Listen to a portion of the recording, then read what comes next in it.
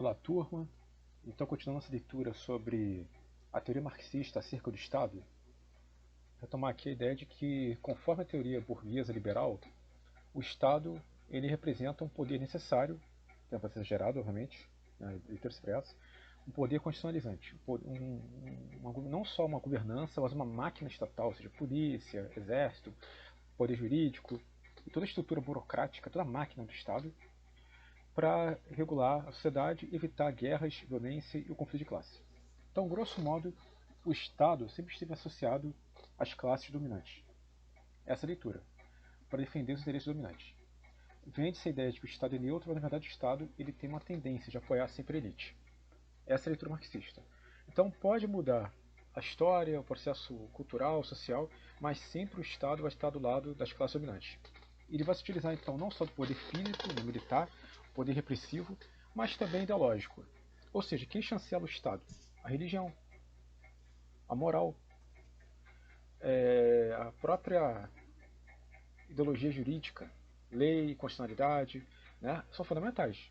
Mas a gente pode ver, mesmo no Estado democrático de direito, o Estado da democracia liberal, existe violência, morte, opressão.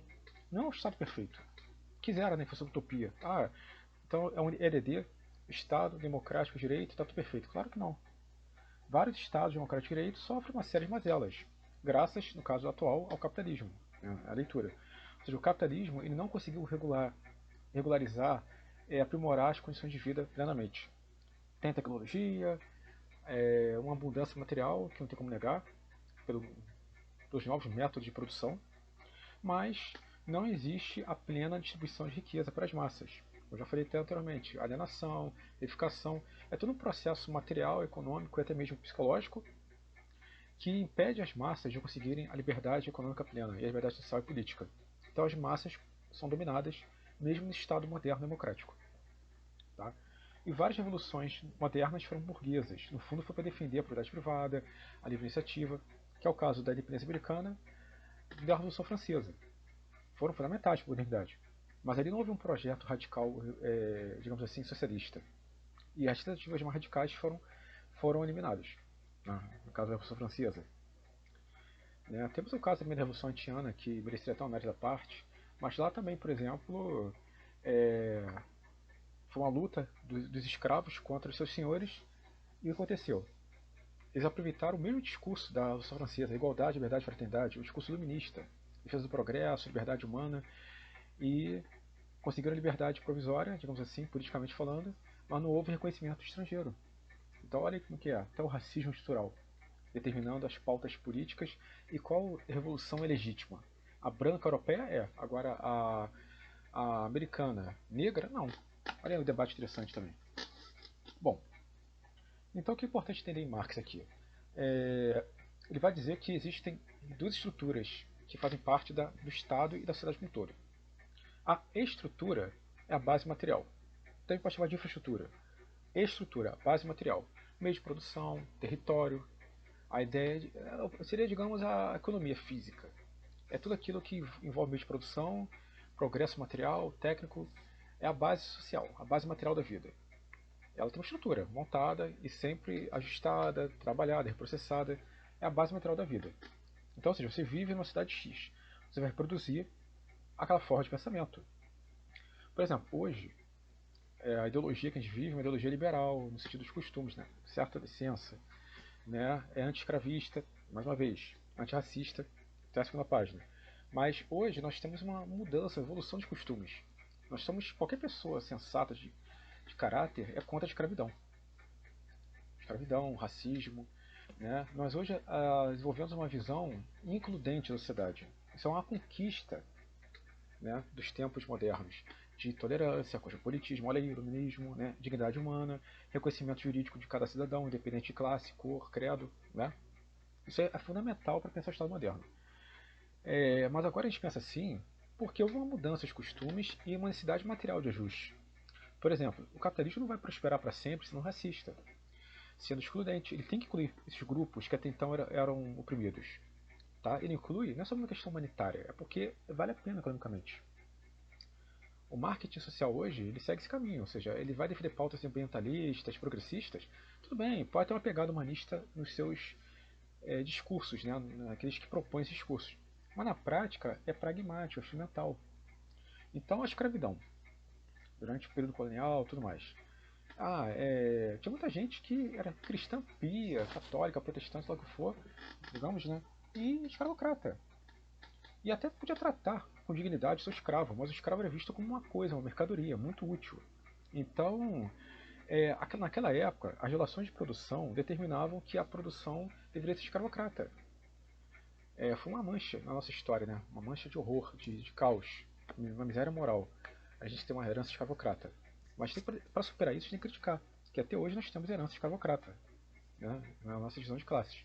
Mas olha só, então o trabalho escravo ele era legítimo até a consolidação do capitalismo porque você não tinha ainda a ideia de uma sociedade de consumo pujante.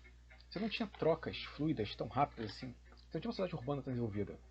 Com o capitalismo desenvolvido, mesmo o trabalhador pobre, assalariado, ele é um consumidor também. Não tão qualificado como, né, um burguês, mas de todo modo ele é consumidor. Logo, se você tem uma massa humana que não consome, você não movimenta as mercadorias. Então, as necessidades materiais influenciam as necessidades ideológicas, espirituais, digamos assim, morais, e vice-versa. Então, essa parte externa é a superestrutura. São os valores dominantes, a ideologia dominante, a moral dominante, a religião dominante, é o ethos dominante. Tá? Então, estrutura e subestrutura estão em relação de simbiose. Ambas interferem na outra. É como Marx vai dizer: quem detém as condições do poder material também detém as condições do poder espiritual, ou seja, o poder ideológico, o poder moral. Vem desde a antiguidade. Né? Os mandarins, os sacerdotes, os escribas egípcios, os profetas judaicos, digamos assim, e por aí vai. Tá? A relação do poder e ideologia ela é intrínseca, irmanada. Então, para Marx, é importante a gente entender isso porque as massas são mantidas em estado de hostilidade porque elas não conseguem desmistificar o fetiche do poder. Elas não conseguem fazer um processo de destruição da base ideológica da sociedade. Elas são acostumadas a aceitar, né, o sofrimento, o trabalho exaustivo. Elas compram a ideia, não importa de que momento, escravocrata, racista, hoje liberal, né? Ou seja, empreendedor de si, resiliência, vença as suas dificuldades, seja forte. Ou seja, é o trabalhador que vai chancelar os interesses do patrão. Então, nesse ponto, a análise do discurso em Marx, né, dessa crítica da ideologia, é fundamental para hoje, o mundo de hoje. A ideologia ela é um discurso atemporal. Tinha ideologia judaica, romana, medieval, moderna, e agora? A ideologia neoliberal assim, está latente, está presente, né, no nosso discurso. Bom, então Marx fez o seguinte: os trabalhadores eles vão aos poucos ganhar consciência de classe, eles vão se unir, eles vão reconhecer que são oprimidos, que as condições materiais não são boas e que não adianta só conciliar as classes, ou seja, ganhar um pouquinho mais, diminuir a carga horária de trabalho, não é só isso que basta. Isso daí é um ajuste legal. O mundo atual é reforma. A gente quer o que? Ganhar mais, trabalhar menos e ter mais qualidade de vida, mais segurança. E ter poder de consumo. Legítimo. Só que essa é uma leitura, na leitura marxista, reformista, não é revolucionária. Tá? Então, os trabalhadores, aos poucos, eles vão se unir em sindicatos, por exemplo, para ter pautas unificadas, para enfrentar de maneira retórica, parlamentar, até mesmo grevista, as violências que o patronato impõe pela polícia, pela, pela bala, pela pancada. Só que é o seguinte, o sindicato, na leitura marxista, ele não tem condição de ver o todo, só vê a parte. O sindicato, por exemplo, do metalúrgico, o sindicato do agropecuário, né, do trabalhador do campo, do estivador, são grupos fundamentais. Mas a luta sindical ela não é ampla, tá? Ela é tão restrita. Aquele grupo, aquele segmento. Então, qual é a ideia de Marx e Engels? Nós temos que ter uma entidade, uma organização capaz de unificar todas as pautas, que é o partido. E no caso seria o Partido Político Comunista. Tá? Ele vai propor o conceito comunista porque ele vai dizer que o socialismo, né, depois ele vai mudar de novo isso, mas a noção de socialismo estava se corrompendo, estava defendendo pautas, inclusive, que seriam consideradas reacionárias, só nacionais, não internacionais. Uma característica fundamental do socialismo marxista, socialismo científico, é o internacionalismo. Tem até a frase clássica dele: trabalhadores de todo mundo, univos. Ou seja, é claro que a gente tem uma luta nacional, mas tem que ter essa luta global. Século XIX, gente, olha que avanço. Não tinha mídia como hoje, não tinha internet. Ele pensa o seguinte, que o que acontece no país que interfere em outro. Então a gente tem que ter consciência de classe e defender sempre as pautas libertárias dos trabalhadores. Onde tiver o trabalhador, você tem que defender o trabalhador. A ideia é essa. O trabalhador sempre vai ser a chama revolucionária da transformação social. Porque ele nada tem, ele tudo pode ser. Então, enquanto a pequena burguesia é conservadora, é reacionária mesmo, né, só quer enriquecer e não quer empobrecer, e elite vive na especulação, na exploração do homem pelo homem, o proletário não tem nada. Só tem um corpo, só tem a mente dele, a vitalidade. Então é o que ele tem para lutar. Então o trabalhador é muito precioso. Aparentemente não tem nada, ele tem tudo. Basta que ele se una e una forças para enfrentar a máquina opressora do capital. Então, né, o sindicato é limitado, mas é importante, obviamente. O partido tem uma visão global. E aí é o seguinte: as contradições do capitalismo elas não se resolvem. Né? Nós somos levados a acreditar que, por exemplo, o terrorismo, não sei o que, vai criar conciliação, bem para todo mundo, o método do Bento, a fiscalização. O próprio socialismo utópico acreditava que haveria um ótimo social futuro, onde haveria convergência de interesses e acabaria a pobreza, acabaria a exploração do homem pelo homem, todos seriam iguais, tem qualquer necessidade de revolução. A teoria marxista fala o seguinte: não, é preciso uma ruptura com essa ordem, que o capitalismo ele se reinventa, ele nunca vai eliminar a exploração do homem pelo homem. Então, qual é a proposta marxista? Os trabalhadores precisam participar do processo revolucionário. E revolução, gente, felizmente, a vida é sangue, violência, morte. Né? A revolução não se faz só com flores. Tem que quebrar ovos. Né? A história da humanidade é a história da violência. E a gente pode ver que sempre é o rico oprimindo o pobre. Espartacus, né? Por exemplo, a revolta de Espartacus, a nobreza romana explorando os escravos e gladiadores. Sempre a gente vai encontrar a elite oprimindo o pobre. E quando o pobre se revolta, ele é canalha, é malquisto, né, porque ele não é um ingrato. Existe um discurso dominante que tenta criminalizar as manifestações dos trabalhadores. Até hoje é assim, gente. Olha a nossa realidade. Né? As forças repressivas elas atacam de maneira bastante cruel os trabalhadores. Vê se elas são cruéis, violentas com corporações elevadas. Olha aí as nossas estradas. Né? Vocês vão entender. É muito atual esse debate. Né? Então, o capitalismo é um processo também que tem um elemento destrutivo na sua própria base. Porque imagina, todo mundo produzindo pra caramba e consumindo pouco. Havendo, às vezes, situações insalubres para os trabalhadores. Eles começam a ver, ou a gente enfrenta essa máquina, ou a gente vai morrer. Não tem nada a perder. Já dizia Marx, os trabalhadores não têm nada a perder com a Revolução Comunista, a não ser seus grilhões. Temos o mundo a ganhar, uma coisa assim. Então, ou seja, a ideia de que a gente precisa enfrentar as circunstâncias históricas, não pode ficar passivo, achando que Deus resolve tudo, ou o Estado. O Estado apenas regula as classes, mas não resolve a questão da exclusão. Essa leitura do século XIX. Pode até mudar um pouco agora. Estado de bem-estar social, né? Social-democracia, sei lá. Mas na época não, na época o Estado não tinha esse projeto de mudar para melhor a sociedade, apenas organizar as coisas e manter uma base conservadora, de conservar a ordem. Então, para Marx e Engels, os trabalhadores unidos eles têm que estar armados, tem como negar, não é só na retórica, é na força física, nas armas. Marx dizia que as armas da crítica, inteligência, razão, debate, não precisam da crítica das armas. Revolução. Não tem como. Né?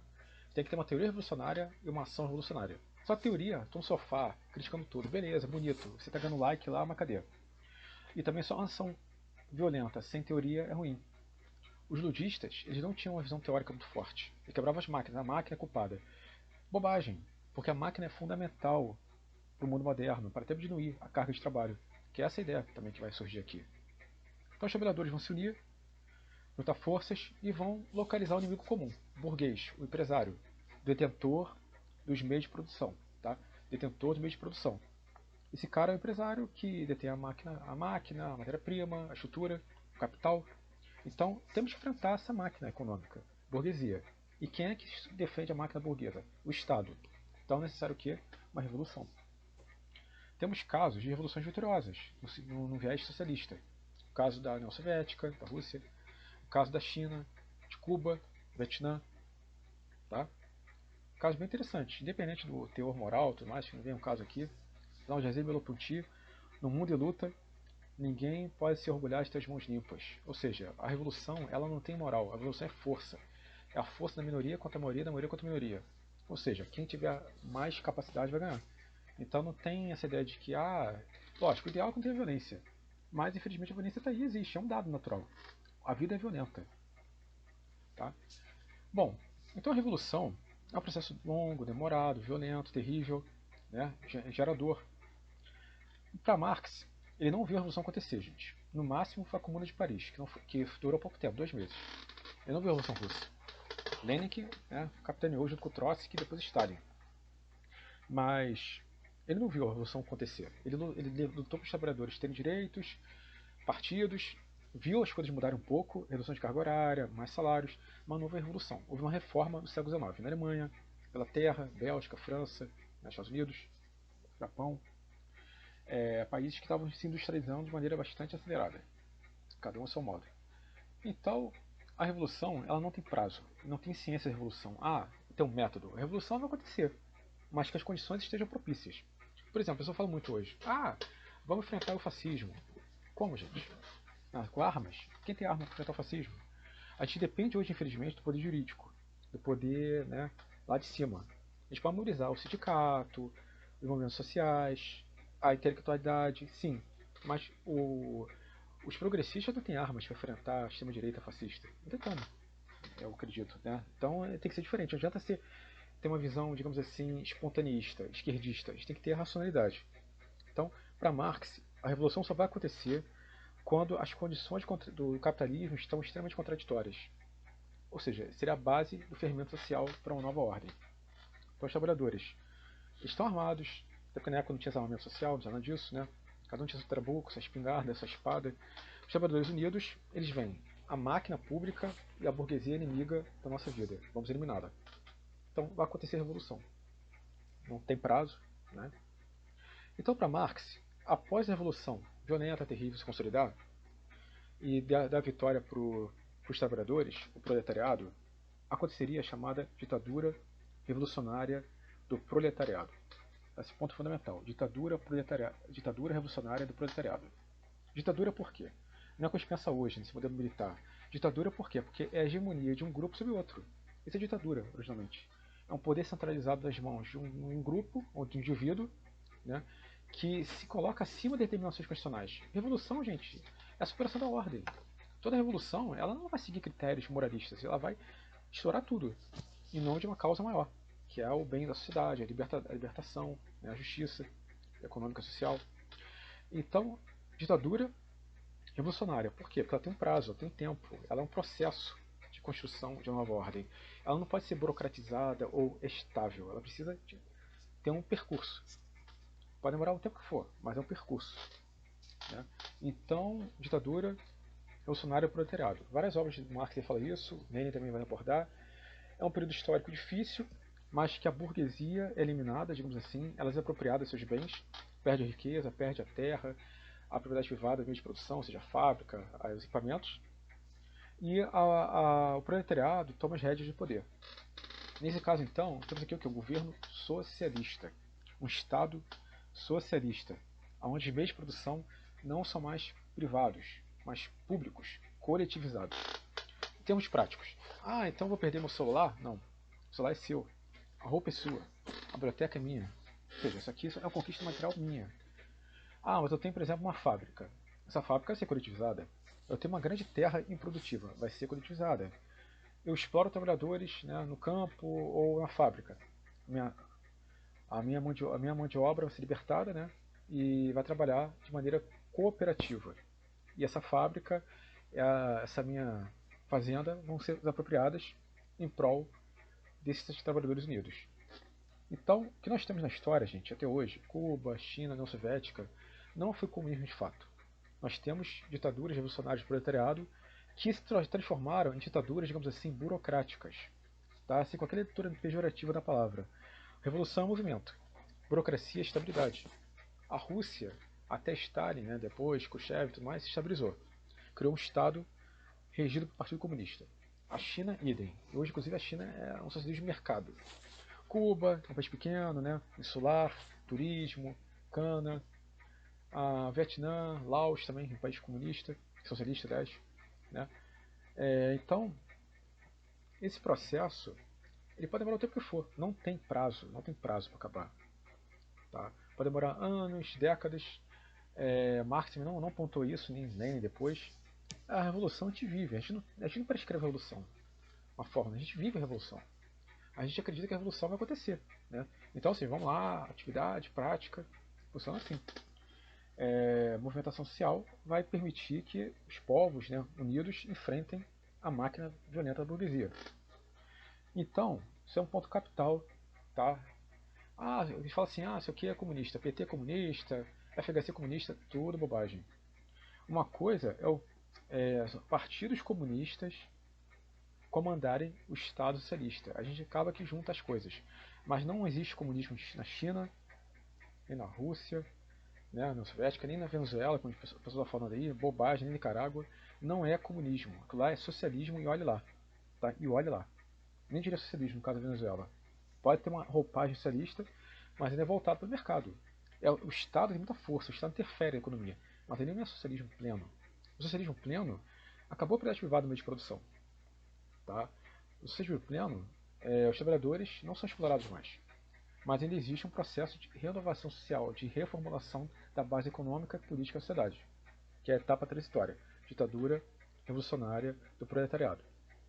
Tem várias citações aí no texto, gente. E então, depois do tempo, Marx vai dizer que essa sociedade de trabalhadores livres, não mais explorados, são capazes de destruir a máquina do Estado. Não vai ter mais polícia, não vai ter mais governo, não vai ter mais estrutura de poder. Nem mesmo nação, talvez. Vai ter o quê? Comunidades de trabalhadores livres. Pode ser no campo, pode ser na fábrica. Vão trabalhar para satisfazer as demandas dessa coletividade social. Que é a parte, digamos assim, mais utópica do Marx, né? Porque afinal o comunismo nunca aconteceu, de fato. O comunismo é um modelo revolucionário. Então, ou seja, no comunismo tudo é de todos. Os bens, as terras, lógico, eu tenho meu óculos, é meu, não é do fulano. A roupa é minha. Né? Agora, o problema é que no comunismo, então você pressupõe que a produção ela é mais destinada para satisfazer as demandas de um mercado abstrato, mas as demandas dos grupos sociais. Então, naturalmente, como não tem mais relação de produção, relação social pautada pelo fetiche, também vai diminuir um pouco nosso ímpeto de gozo. Né? Não é que você vai ficar cético, não é isso. Mas certamente vai diminuir essa vontade de querer, sabe, ser melhor, de querer ser o maior gozador da vida. Porque agora todos têm acesso às mesmas coisas. Isso muda a nossa psique. É um ponto que Marx não desenvolveu muito bem, né? Ele se preocupou com outras coisas, mas dá para pensar um certo humanismo comunista.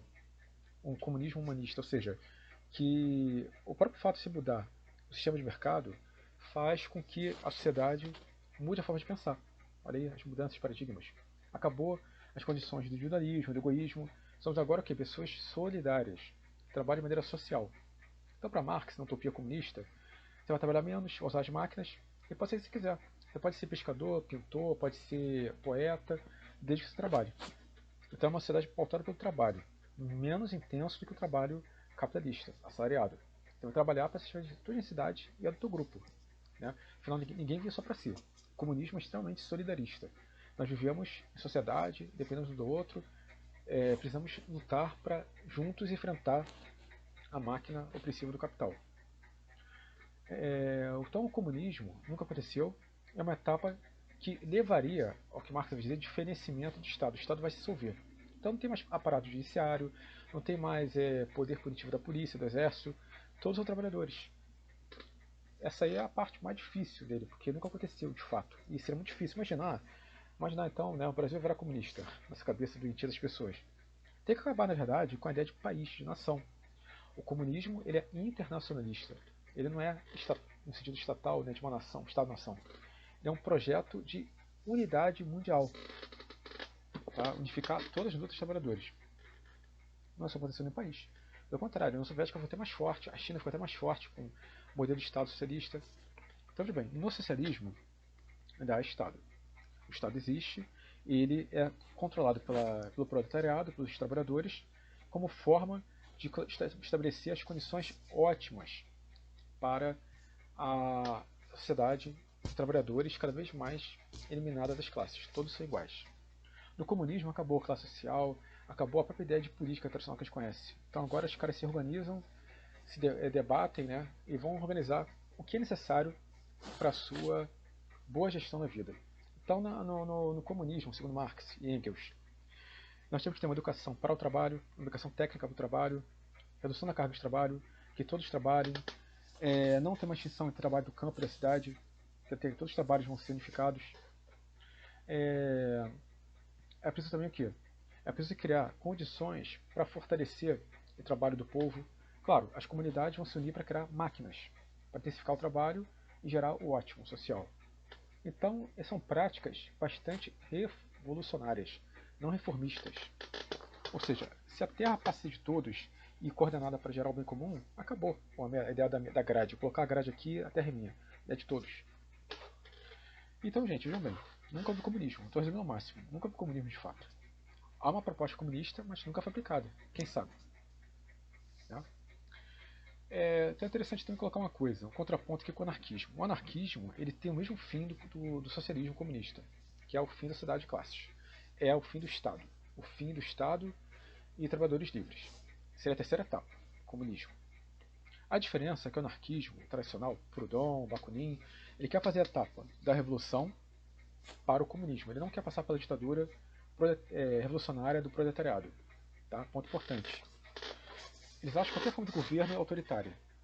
Qualquer governo é autoritário, mesmo mais democrático, mais prudente. Então toda forma de poder é violenta, segundo Bakunin, Kropotkin, Malatesta. Né? O anarquismo é mais radical nesse ponto, porque ele quer um salto qualitativo. Só que o que vai dizer Marx? Não tem como a gente sair da revolução para o comunismo sem passar por uma etapa transitória. É uma etapa necessária, que na evolução da crítica e superação do capitalismo. É necessário que você tenha uma ditadura proletariado, que seja revolucionária, que se torna burocrática, né, na prática, depois de certo tempo, porque ela conserva o poder e vai manter essa ordem econômica para todos, mas sem quebrar a máquina do Estado. Tá? Se você quebrar o Estado, você tem o comunismo, o anarquismo, né, por analogia. Se você não quebrar, é socialismo ainda. Então, o comunismo é a etapa superior do socialismo.